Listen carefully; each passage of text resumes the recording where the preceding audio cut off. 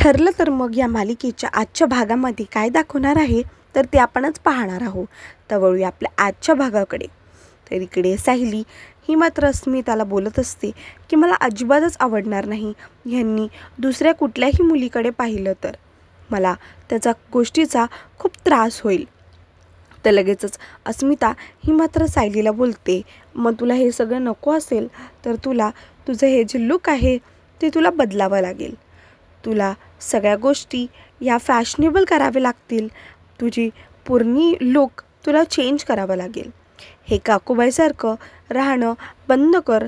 आताच्या लेटेस्ट गोष्टी तयार हो आणि छान त्याच्यासमोर ये म्हणजे तो कसं नव्याने तुझ्या प्रेमात पडेल। त्यासोबतच सायली ही अस्मिताला सांगते पण अस्मिताताई मला तर मात्र ह्या सगळ्या गोष्टींमधलं काहीच जमत नाही। तर अस्मिता ही म्हणते अगं तू काळजी करू नकोस, मी आहे ना, मी तुझा सगळा तो लुक क्रिएट करून देईल।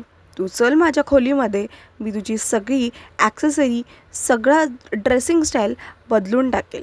तुला फक्त थोडं मेकअप आणि ही साडी घालायचं बंद करायचं आहे, बाकी तू खरंच खूप छान दिसशील। अशीच जर ओल्ड फॅशन राहिलीस तर अर्जुनचा मात्र कधीच तुझ्याकडे लक्ष जाणार नाही। तर सायली ही म्हणते की चालेल आपण जाऊया तुमच्या खोलीमध्ये आणि सगळा लुक हा चेंज करून घेऊया, पण मात्र हे त्यांना खरंच आवडेल का? तर लगेचच अस्मिता ही सायलीला समजवते का नाही आवडणार, नवरे हेच असतात, बायकोनी थोडी तरी वेगळी गोष्ट केली तरीही त्यांना खूप आवडतं। म्हणूनच आपण तुझा हा लुक हा चेंज करूया आणि छान असं वेगळी हेअरस्टाईल, वेगळं लुक, तू हवं तर ड्रेसेस वगैरे घाल, ते तुला खूप छान शोभतील। आणि लगेचच अस्मिता ही सायलीला तिच्या खोलीमध्ये घेऊन जायला निघून जाते। दुसरीकडे इकडे तन्वीचे वकील हे तन्वीच्या बाजूनी कोर्टामध्ये लढत असतात। ते तन्वीला विचारतात की तुम्ही प्लीज कोर्टामध्ये सांगा की महिपत शिकरे हा तुम्हाला कोणत्या प्रकारे घाबरवत होता, कुठल्या प्रकारे त्यांनी तुम्हाला त्रास दिला। तर तन्वी ही मात्र कोर्टामध्ये सांगत असते की तो मला घाबरवायचा, धमकी द्यायचा की माझ्या मुलीच्या बाजूने तू साक्ष दे म्हणून। त्यासोबतच तन्वी ही सांगायची की मी खूप घाबरलेली होते, मला असं वाटायचं की तो माझा जीव घेईल, म्हणूनच मी त्याच्या बाजूनी साक्ष द्यायची। तर लगेचच कोर्ट हे सांगायचं की पण तुम्ही मात्र असं का करायचात? तर त्यावेळीस तन्वी ही सांगायची की माझ्याकडे कॉलेजमध्ये भरायला फीसचे पैसे नव्हते, तर मी ते पैसे साक्षीकडून घेतले होते। आणि त्याचसोबत ती सांगायची मला तिने जर पैसे परत मागितले तर परत त्यासाठी माझ्याकडे पैसे नव्हते, मला असं वाटायचं की ती दुपटीने माझ्याकडून पैसे मागून घेईल, पण मात्र माझ्याकडे पैसे द्यायला काहीच नव्हतं। म्हणूनच एकदा महिपत शिकरे हा मात्र माझ्याकडे आला आणि मला म्हणाला की मला हे आश्रम विकायचं आहे म्हणून। पहिल्यांदा मला ते बरोबरच वाटलं की आश्रम विकावं म्हणूनच मी पण थोडीशी त्यांना साथ दिली। महिपत शिकरे मात्र तिकडे बघून तन्वीचं सगळं बोलणं हे ऐकतच होतं, त्याला काय हे सगळं बोलणं तिचं पटायचं नाही। त्यासोबतच तन्वी सांगत असायची की मला असं वाटलं की महिपत शिकरे हा चांगला माणूस असेल, अजिबातच काही गुंड नसेल, पण मात्र हळूहळू जसं तो मला धमकी द्यायला लागला त्यानुसार मला समजलं की तो किती डेंजर माणूस आहे ते। पण इकडे दुसरीकडे मात्र अर्जुन आणि चैतन्य हे दोघेही पोलीस स्टेशनमध्ये आलेले असतात। त्या दोघांनी गातोडं हे शोधायचं असतं। अर्जुन मात्र चैतन्याला बोलतो की ते 2 गाठोडे इथेच असायला हवेत, ते आपल्याला इकडे शोधायला लागतील। लगेचच इन्स्पेक्टर हा तिकडे येतो, तो कुठली तरी फाईल घेऊन येतो आणि म्हणतो की तुम्हाला जे काही इन्फॉर्मेशन हवी आहे ती सगळी इन्फॉर्मेशन ही त्या फाईलमध्ये आहे, तुम्ही प्लीज ही फाईल चेक करून घ्या। या फाईलमध्ये तुम्हाला जी काही आश्रमबद्दल इन्फॉर्मेशन लागणार आहे ती सगळी तुम्हाला ह्या फाईलमध्ये सापडणार आहे। तर लगेचच इन्स्पेक्टर ही जी फाईल आहे ती अर्जुनला देतो आणि लगेचच चैतन्य हा बोलतो की अर्जुन ह्या सगळ्या फाईलमध्ये पूर्ण गाथोड्यांची इन्फॉर्मेशन आहे, कोणी ते गाथोडं ठेवलं होतं तिकडं ते सगळ्या गोष्टीची इन्फॉर्मेशन आहे, तू लगेचच हे इन्फॉर्मेशन चेक कर, नावं वगैरे सगळ्यांची चेक कर, म्हणजे आपल्याला समजून जाईल की नेमकं काय इश्यू आहे ते। तर लगेचच अर्जुन हा मात्र सगळ्या फाईलवरचे नावांची गोष्टी बघत असतो. त्याला लगेचच क्लिक होतं की ह्याच्यामध्ये तर फक्त 18च नावं आहेत म्हणून. दुसरीकडे तन्वी ही मात्र कोर्टामध्ये साक्ष देत असते की कसा त्यांनी माझ्याकडे दुपटीने पैसे मागितले असते आणि माझ्याकडे परत द्यायला काहीच पैसे नव्हते, म्हणूनच मला ह्या सगळ्या गोष्टी कराव्या लागल्या म्हणून. तर तिकडे दुसरीकडे महिपत मात्र चिडतो आणि तो कोर्टामध्ये सगळ्यांसमोर उभा राहतो आणि बोलतो की ही खोटारडी बाई आहे, ही सगळ्या गोष्टी खोटं सांगते, ही हिच्या बापाची आहे नाही आहे, तर आमची काय होणार. त्यासोबतच महिपत हा चिडलेला असतो. त्याला सगळेजण शांत करून बसवायला लागतात. तन्वी पण खूप शॉक होऊन चिडते आणि लगेचच महिपत हा मात्र स्वतःच्या जागेवरती बसून घेतो. तर दुसरीकडे अर्जुन हा चैतन्याला सांगतो ह्याच्यामध्ये बघ 18च गाठोड्यांची नावं आहेत. म्हणजे चैतन्य बोलतो पण मधुभाऊंनी आपल्याला सांगितलेलं की त्यांनी 20 गाठोडे हे पोलीस स्टेशनमध्ये आणून ठेवले होते. त्यासोबतच अर्जुनला पण एक गोष्ट मात्र कळते की ह्याच्यामध्ये 2 गाठोडे जे आहेत ते आश्रमपासून पोलीस स्टेशनमध्ये पोचलेत नाही म्हणून, आणि जरी ते पोलीस स्टेशनमध्ये पोचले तरी ते पुन्हा आश्रममध्ये गेलेच नाही म्हणून. इन्स्पेक्टर साहेब मात्र हे सगळं ऐकत राहतात. अर्जुन त्याच्यावरती सांगतो की आपल्याला लवकरात लवकर ते दुसरी 2 गाठोडे कुठे आहेत हे मात्र शोधावंच लागेल आणि त्याच्यासाठीच इन्स्पेक्टर साहेब आम्हाला तुमची मदत लागणार आहे, तो सगळं इन्स्पेक्टरला सांगतो. चैतन्य बोलतो की हो अर्जुन, आपल्याला शोधावंच लागणार आहे की नेमकी ते 2 गाठोडे गेले तरी कुठे म्हणून. तर लगेचच चैतन्य हा मात्र अर्जुनला बोलतो पण अर्जुन आपण ते शोधायचं तरी कसं. त्यासोबतच अर्जुन बोलतो की कुठला ना कुठला तरी मार्ग आपल्याला नक्कीच सापडेल, कारण ही सहजासहजी संपणारी केस तरी वाटत नाही मला. हे नक्कीच कुणाचं तरी काम आहे, हे आपल्याला शोधून काढावं लागेल आणि त्याच्यासाठी आपल्याला वेगळा तपास चालू करावा लागेल. त्यासोबतच अर्जुन हा मात्र चैतन्याला सांगत असतो की 2 गाठोडे म्हणजेच मला असं वाटतंय की तन्वी आणि सायलीचे असावे, असं सांगून त्याच्या मनामध्ये संशय फरतो. तर इकडे दुसरीकडे प्रतिमाचा नवरा हा बोलत असतो. तो सांगत असतो की नेमकं काय झालंय तुला. तिला विचारतो सुमन नेमकं काय झालंय. मला प्रतिमा सांगत होती की तू हल्ली काहीतरी लपवतेस किंवा काहीतरी असं विचित्र वागतेस आणि ते तू आम्हाला सांगत नाही आहेस. हल्ली तू अशी खूप घाबरलेली असतेस, सारखी डचकत असतेस, काही ना काहीतरी वेगवेगळ्या गोष्टींवरती तुला भीती वाटते. आणि लगेचच सुमन ही मात्र ह्या सगळ्या गोष्टीच्या विचारांमध्ये पडते आणि बोलते की असं काही नाही झालं आहे भाऊजी. लगेचच प्रतिमा ही मात्र त्याच्या नवऱ्याला सांगते की बघा हल्ली ही अशीच काही ना काहीतरी उत्तर देत असते. तिला असं वाटतं की आपण तिला काहीतरी बोलू, पण मात्र सुमन असं काहीच नाही आहे. तुझ्या जे काही मनामध्ये आहे ते तू आम्हाला सांग, आम्ही तुझी मदत करू, काही ना काहीतरी मार्ग नक्कीच निघेल ह्याच्यामधून. तर लगेचच प्रतिमाचाच नवरा हा मात्र सुमनला विचारतो की मला मान्य आहे की तुला काही गोष्टी आम्हाला सांगायच्या नसतील, पण जर असं काही असेल तर तू आम्हाला सांग म्हणून. तर त्यासोबतच सुमन ही बोलते की नाही भाऊजी, असं काहीच नाही झालं आहे म्हणून, उगाचच असं काही विचार घेऊ नका तुम्ही तुमच्या मनात. तर लगेचच प्रतिमाचा नवरा हा मात्र सुमनला विचारत असतो की हे बघ, तुला नसेल सांगायचं, पण मला एक गोष्ट मला कळते की तुझ्या मनामध्ये नेमकंच काहीतरी खुपतंय म्हणून, आणि ती गोष्ट आमच्यापर्यंत पोचू दे म्हणजे आम्ही तुला मदत करू. लगेचच प्रतिमासुद्धा बोलते हे बघ सुमन, काही असेल तर मन मोकळेपणे बोल, कारण तू जर मन मोकळेपणे बोलली नाहीस तर खचून जाशील आणि तुलाच आतमध्ये त्रास होईल. तर इकडे चैतन्य मात्र कॉलवरती कोणाशी तरी बोलत असतात आणि तो कॉल ठेवल्यास त्याला लगेचच कळतं की अर्जुन हा मात्र वकील आहे, तो आता कोर्टामध्ये नाही आहे आणि तो वकील कुठल्या तरी केस बाबतीत बाहेर गेला आहे. अर्जुन मात्र त्याला विचारतो नेमक्या कुठल्या बाबतीत बाहेर गेला आहे हे तुला माहिती आहे का म्हणून. तर लगेचच चैतन्य म्हणतो की मला तरी त्याची काही खात्री नाही आहे की तो कुठल्या केस बाबतीत बाहेर गेला आहे. अर्जुन मात्र विचारामध्ये पडतो आणि लगेचच बोलतो की आपण त्याच्या ऑफिसवरती किंवा त्याच्या नंबरवरती कॉल करून विचारू शकतो की नेमका तो कुठे गेला आहे. तर लगेचच चैतन्य म्हणतो की हो, तू एक काम कर, तुझ्याकडे त्याचा नंबर असेल ना, तू त्या नंबरवरती त्याला कॉल करून विचार, म्हणजे तुला खात्री पटेल की तो वकील नेमका गेला तरी कुठे आहे. कारण तो खूप जिद्दीने तन्वीचा केस लढतोय.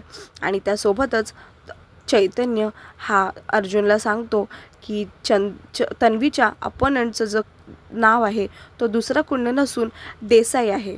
तर लगेचच ते दोघेही शॉक होतात आणि अर्जुन कुठलाही विचार न करता लगेचच देसाई वकिलांना कॉल लावतो. अर्जुन हा कॉल लावतच असतो, पण मात्र कॉल काही उचलत नाही.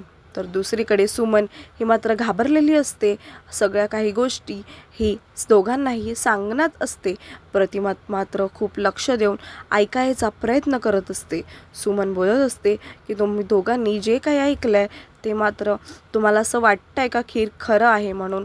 तर लगेचच प्रतिमाचा नवरा हा मात्र सुमनला विचारतो की जे काय गोष्टी आहेत त्या नागराजच्या बाबतीत आहे का, म्हणजे असं नाही की मी त्याचा भाव आहे, पण मला असेल तर सांग. तर सुमन ही सांगायला जाते. इतक्यातच नागराज हा मात्र तिकडे येतो. सुमन खूप डचकते, घाबरते. तर लगेचच नागराज हा म्हणतो की काय सांगणार आहे ही माझ्या बाबतीमध्ये, मला पण कळू द्या की. तर लगेचच सुमन ही तिच्या नवऱ्याला म्हणजेच नागराजला पाहून घाबरते. तर लगेचच नागराज म्हणतो की काय सांगणार आहे ही, मी हिला वेळ देत नाही, हिला बाहेर कुठे घेऊन जात नाही, सिनेमा दाखवत नाही, ह्याच सगळ्या छोट्या मोठ्या गोष्टी असतील हिच्या, आणि हल्ली ही खूप विचित्रच वागते म्हणून. आणि त्यासोबतच नागराज हा तिला खात्री पाशी सांगतो की असं काय असेल तर बाई माझ्यासमोर सांग, उगीचच माझ्या नकळत कोणाला काहीही सांगू नकोस.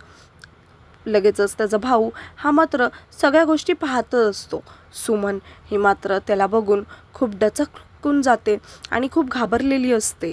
तर लगेचच नागराजचाच भाऊ म्हणजेच प्रतिमाचा नवरा हा मात्र त्याला विचारतो की कुठल्याही गोष्टी असतील तर त्या आमच्यासोबत शेअर कर, उगीचच तुम्हा दोघांमध्ये असलेला वाद हा खूप वाढेल आणि त्याचा तुम्हा दोघांनाच त्रास होईल. तर लगेचच नागराज हा मात्र म्हणतो की नाही, ही आजकाल अशीच बिंडोकवाणी वागते, हिला कुठे काय बोलायचं हे मात्र हिलाच कळत नाही, तर तुम्हाला कशाला उगाचच त्रास. म्हणून नागराज हा मात्र सुमनवरती चिडत असतो. प्रतिमाला तर मात्र हे सगळं काही पटत नाही, पण ती सगळ्या गोष्टी पाहत असते. दुसरीकडे अर्जुन हा मात्र बोलतो की हा देसाई वकील कॉल उचलत नाही आहे म्हणून. तर लगेचच चैतन्य हा अर्जुनला विचारतो की तू त्याच्या पर्सनल नंबरवरती कॉल केला होतास का. तर अर्जुन हो, मी त्याच्या पर्सनल नंबरवरती कॉल केला होता असं बोलतो. लगेचच चैतन्य बोलतो माझ्याकडे त्याच्या ऑफिसचा नंबर आहे, मी ताबडतोब त्याच्या ऑफिसच्या नंबरवरती कॉल करून विचारतो म्हणून. अर्जुन म्हणतो की हो, लगेचच ट्राय करून बघ म्हणून. तर चैतन्य हा दुसरीकडे ऑफिसच्या नंबरवरती कॉल करून पाहतच असतो. इतक्यात तो कॉल लागतो. तो बोलतो की हॅलो, काय झालं नक्की, बोललास ना तू. तर लगेचच अर्जुन हा विचारत असतो चैतन्याला. चैतन्य सांगतो की माझं त्याच्या पिऊनसोबत बोलणं झालं आहे, त्याच्या पिऊननी हा कॉल उचलला होता. त्यासोबतच मी त्याच्या पिऊनला विचारलं की नेमके ते वकील गेलो कुठे आहेत.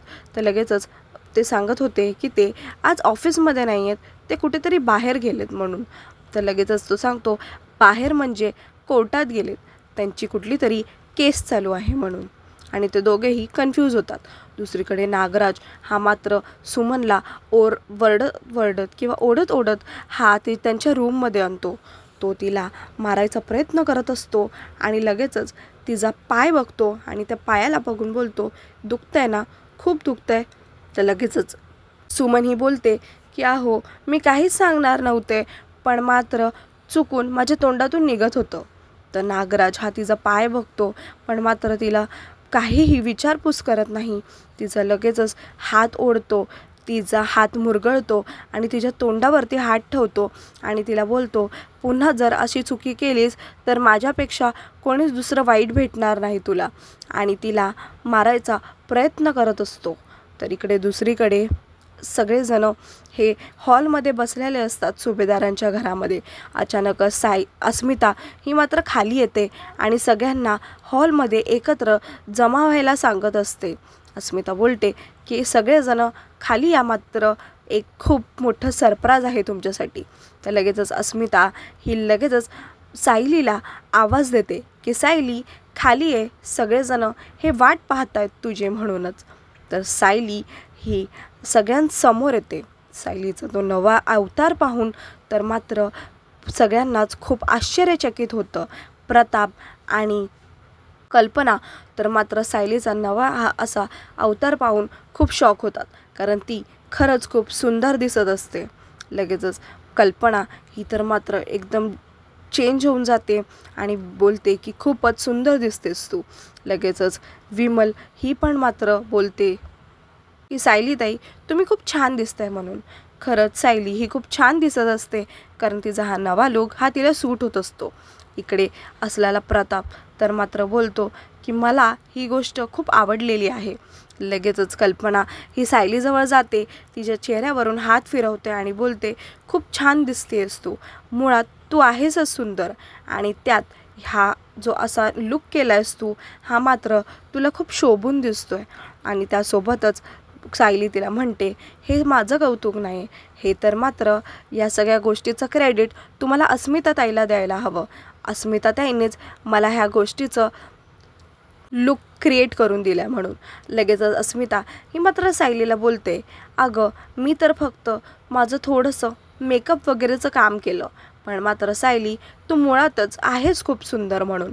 लगेच अस्मिता बोलते जर अर्जुननी तुझं हे रूप पाहिलं तर त्याला खूप आनंद होईल. तर लगेचच अर्जुन येतो आणि हा सायलीला न पाहताच निघून जातो. हे सगळं पाहून सगळेजण घराचे खूप निराश होतात. सायली पण मनात ही विचार करत असते की ह्यांचं खरंच माझ्यावरून मन उडालं आहे का, ह्यांना आता खरंच माझ्यामध्ये काहीच रस उरलेला नाही आहे का.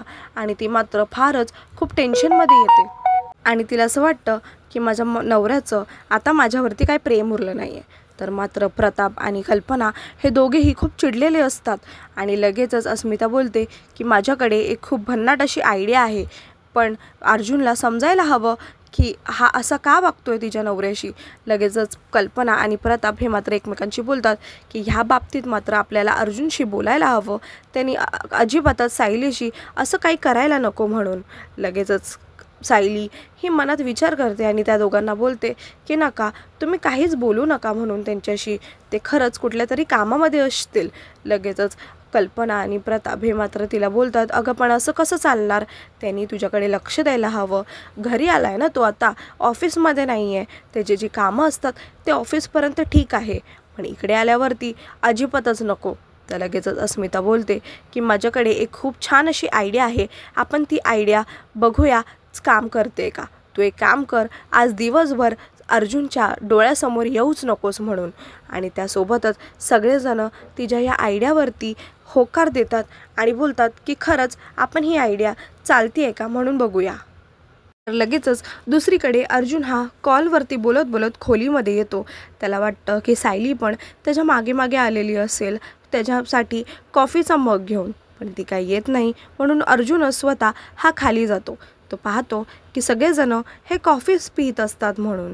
तर लगेचच अर्जुन पण सगळ्यांमध्ये जाऊन हा सायली सायली आवाज देत देत खाली गेलेला असतो. तर लगेचच सगळेजण विचारतो की सायली कुठे आहे म्हणून. तर सगळेजण मात्र त्याला बोलतात की आम्हाला नाही माहिती सायली कुठे आहे म्हणून, तुला माहिती असेल तुझी बायको आहे, असं म्हणूनच आजचा हा भाग इथेच संपतो.